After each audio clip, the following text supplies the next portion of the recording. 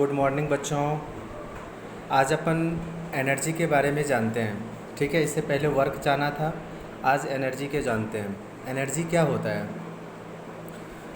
तो अपन कहते हैं कि energy of a body is defined as the capacity और एबिलिटी टू डू वर्क। ठीक है, मतलब कि किसी वर्क को करने की जो कैपेसिटी होती है, एबिलिटी होती है, उसी को अपन एनर्जी कहते हैं। ठीक है, इसको मेजर्ड कैसे करते हैं? तो अपन कहते हैं कि the energy is measured by the amount of work done by the body can perform.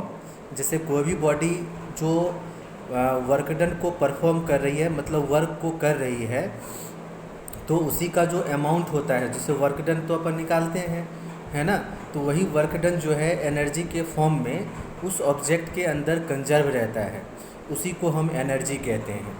ठीक है, तो अपन यही सिंपल सा कह देंगे, द कैपेसिटी और ability to do work is known as energy. ठीक है, इसको मेजर्ड करेंगे अमाउंट ऑफ वर्क डन से, तो वर्क डन अपन जो फाइंड आउट करेंगे अलग अलग केसेस के अंदर, वहाँ पे उसी फॉर्म में एनर्जी कंजर्व रहेगा। ठीक है बच्चों, तो इसमें देखो क्या है कि like work and energy, like work energy is a scalar quantity. Dimensional formula of energy होता है ml/2t-2। ठीक है, उसके बाद कहते हैं energy is measured in the same unit as the work. जो यूनिट इसकी होगी वही एनर्जी अपन इसको भी कहेंगे।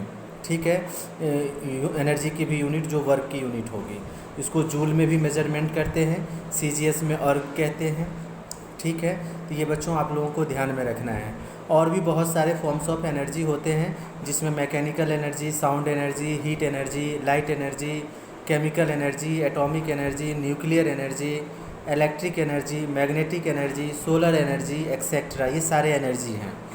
ठीक है, अब अपन यहाँ पे कहते हैं कि मैकेनिकल एनर्जी क्या है।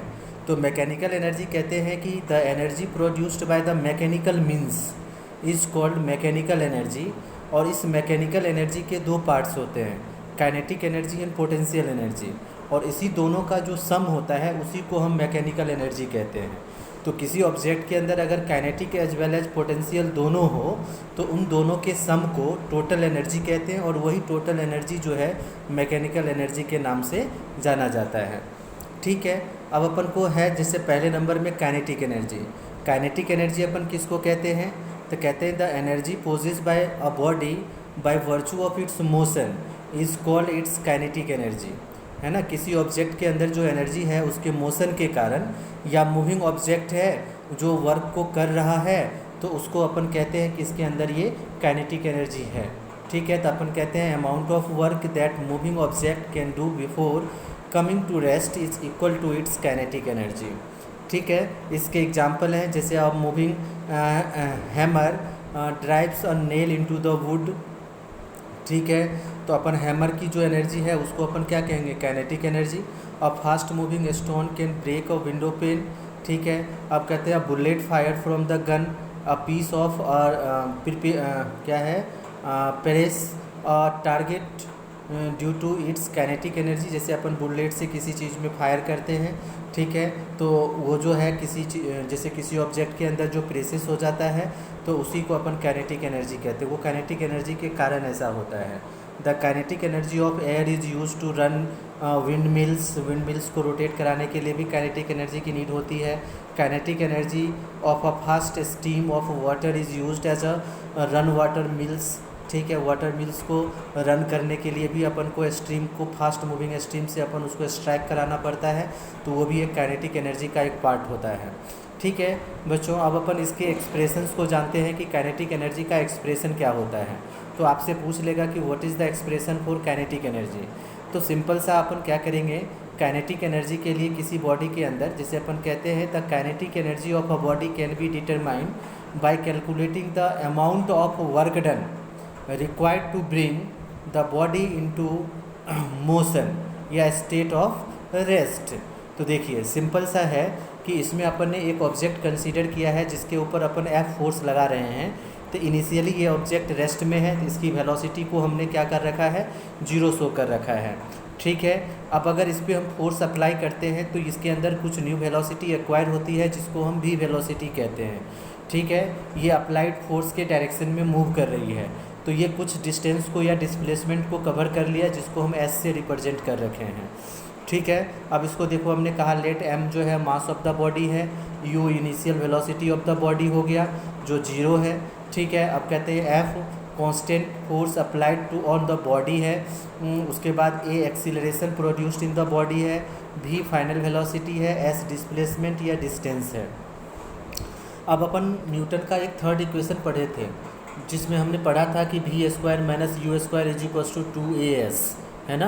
तो इनिशियल वेलोसिटी बच्चों आपको 0 है, तो अपन V square minus 0 square is equals to 2as। इससे हमने क्या किया, एक्सीलरेशन को सब्जेक्ट बना लिया। तो एक्सीलरेशन अपने पास क्या आ गया, वी स्क्वायर अपॉन में 2s।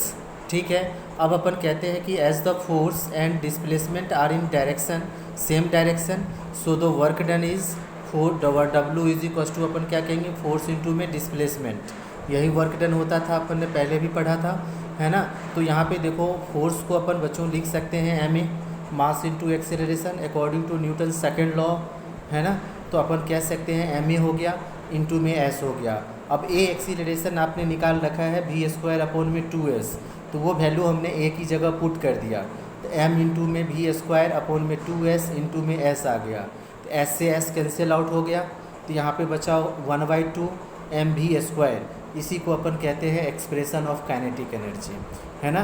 तो अपन कह सकते हो hence kinetic energy of a body is equal to, है ना, the mass force and product of their displacement.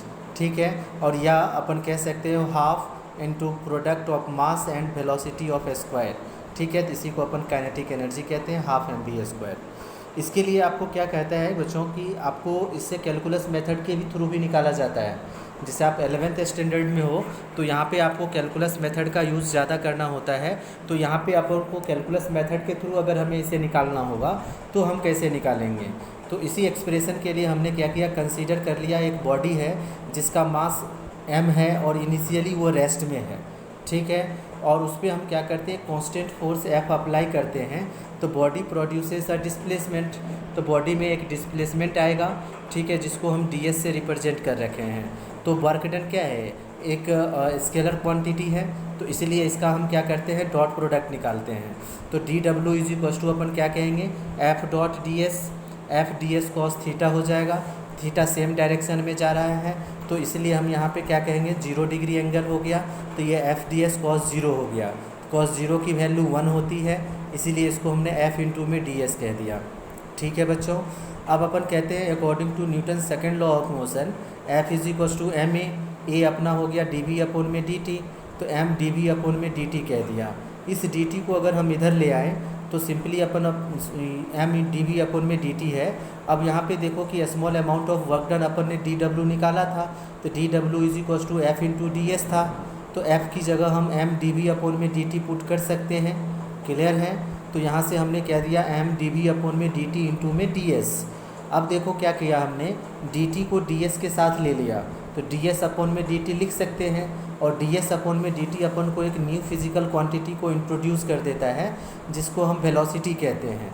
तो यहाँ पे एम वी डी वी बन गया ये। तो D W is equal to हमने क्या देखा, एम वी डी वी। ठीक है बच्चों, अब अपन क्या करेंगे, इसी को इंटीग्रेट कर देंगे 0 से लेकर के फाइनल वेलोसिटी v तक।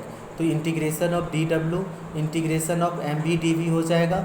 m को कांस्टेंट कर लेंगे, मास तो चेंज होगा नहीं, तो मास बाहर आ गया, तो 0 से v डी वी आ गया। अब यहाँ पे देखो v डी वी का इंटीग्रेशन होता है वी स्क्वायर अपॉन में 2। ठीक है, तो यहाँ से 0 से लेके v तक गया, तो एक बार अपन अपर लिमिट पुट करेंगे और एक बार लोअर लिमिट इस v की जगह। तो एक बार अपर लिमिट पुट किया तो वी स्क्वायर बाई 2 माइनस 0 हो जाएगा। तो अपन यहाँ से क्या करेंगे, हाफ एम वी स्क्वायर। यही अपना काइनेटिक एनर्जी का एक्सप्रेशन है। ठीक है बच्चों, इसका मोमेंटम के साथ भी आप रिलेशनशिप कंस्ट्रक्ट कर सकते हो। तो मोमेंटम के लिए अपन क्या कहते हैं, लीनियर मोमेंटम के लिए कि P is equal to M V, और काइनेटिक एनर्जी होता है हाफ एम वी स्क्वायर। तो इस हाफ एम वी स्क्वायर में हमने क्या किया, m से मल्टीप्लाई भी कर दिया और m से डिवाइड भी कर दिया। तो ये एम स्क्वायर वी स्क्वायर बन गया, और नीचे में 1/2m बन गया, तो 1/2m M square we square हो गया। अब एम स्क्वायर वी स्क्वायर है तो दोनों पे स्क्वायर है, तो एम वी का होल स्क्वायर लिख सकते हैं अपन। और एम वी अपना मोमेंटम होता है, तो हम एम वी की जगह पी पुट कर दिए, तो ये पी स्क्वायर अपॉन में 2m हो गया, तो p इज इक्वल्स टू अपन कह सकते हैं √2m के। ठीक है, तो यही रिलेशनशिप होता है बच्चों मोमेंटम और काइनेटिक एनर्जी के बीच में। इस पे आपसे न्यूमेरिकल पूछे जाते हैं, इसको याद रखेंगे आप लोग, अच्छे से इसको नोट्स बना लेंगे और इसको याद रखेंगे। ठीक है बच्चों, ओके।